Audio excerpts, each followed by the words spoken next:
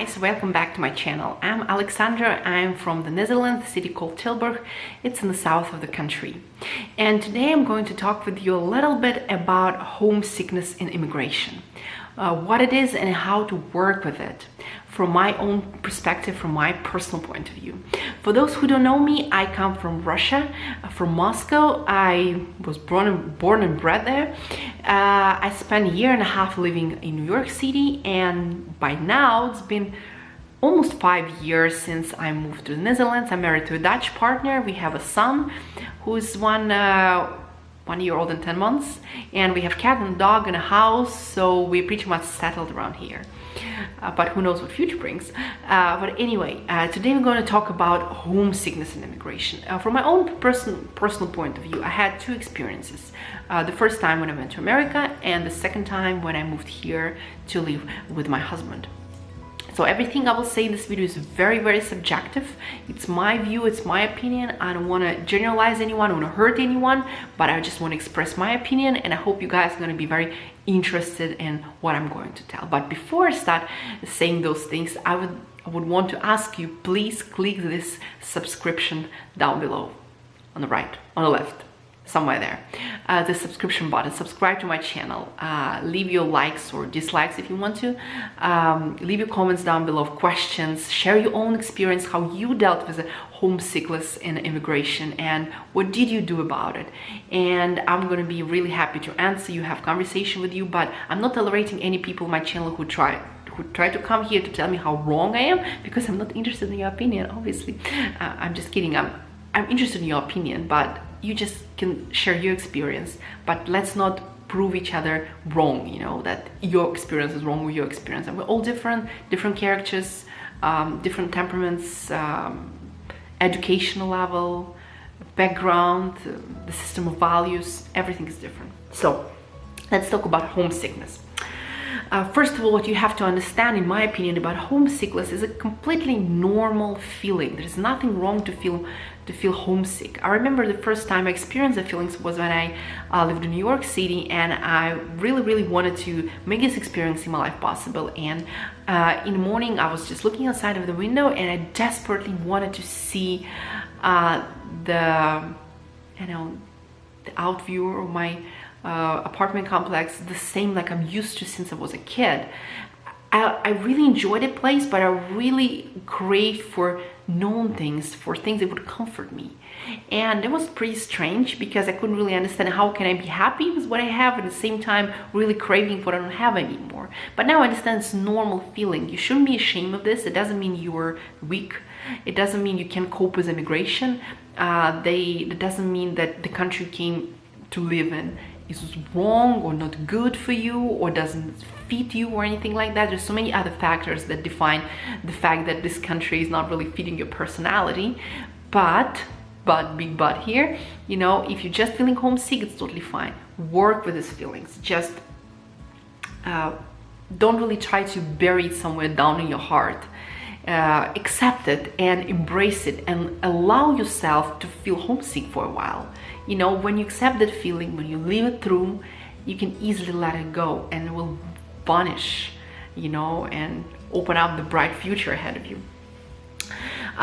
Second point, what I want to make here is, if you feel homesick, in my opinion, is the best way to do when you feel that is to, as I said, allow you to feel homesick and dive a little bit deeper in your home culture, you know, the country you come from, the food, the movies, the friends, anything that's yours, you know, that anything is like so dear to your heart.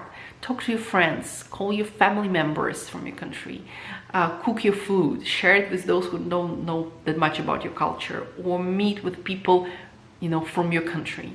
It's totally normal. Let it happen, but don't get stuck in that period. Don't try to isolate yourself in this bubble. Surround yourself with the food that you know, with the friends that speak the same language with you, and don't try to isolate yourself. Make it like a small experience. Dive into it, find peace and comfort, and then come back up, you know, to build your life in the country that you came to live.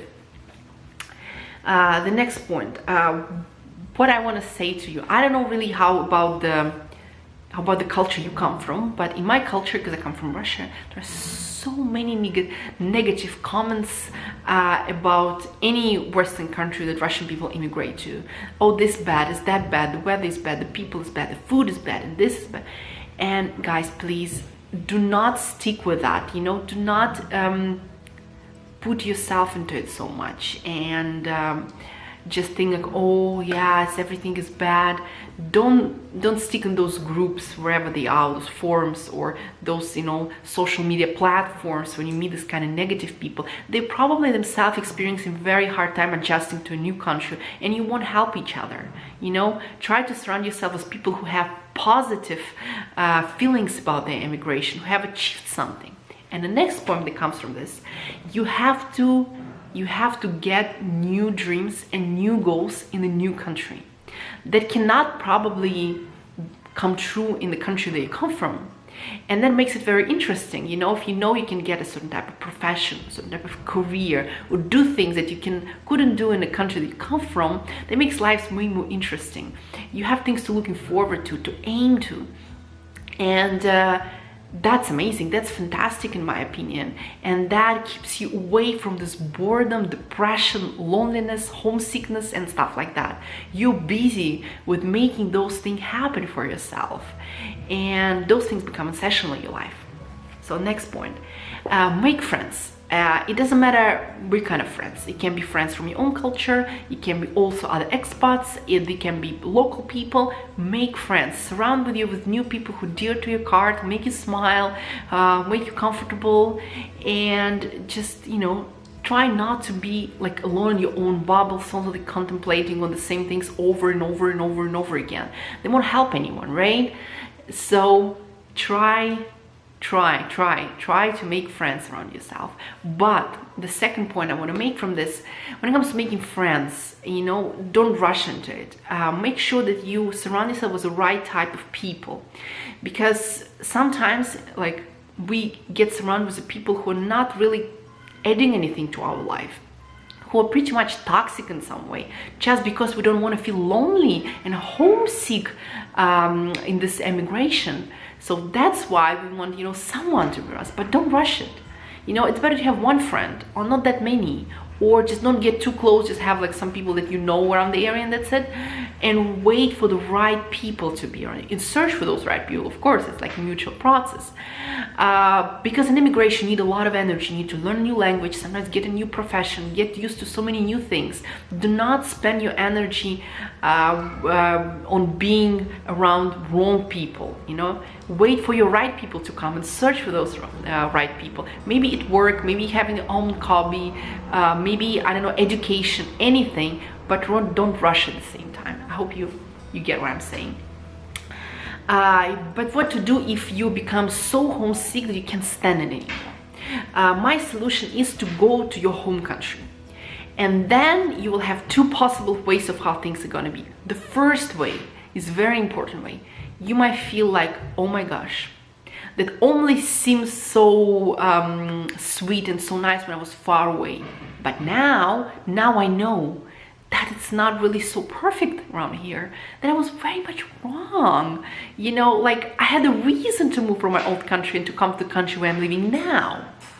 And things will get easy, and you can easily come back to your new home, new country, and keep building life there.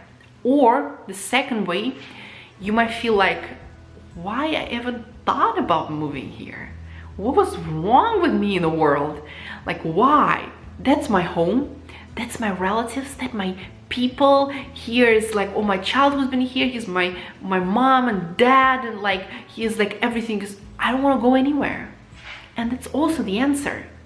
That means this immigration was not for you. You didn't need that country. You were under some sort of illusion while you were making that choice. And it's so nice that you realize it at that point.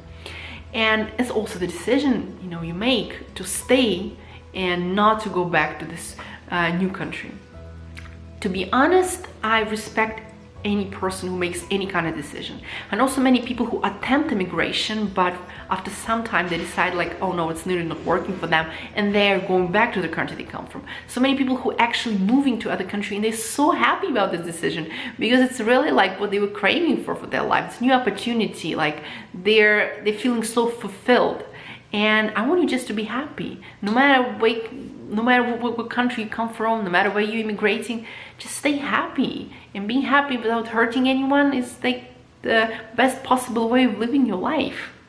So I hope my piece of advice was a bit useful for you, because I'm a person who, as I said, 2 times, was living in other places than the place I come from, and I've been looking into this topic quite for some time, and I come up with this advice that I gave you today. So I hope that was interesting for you to watch.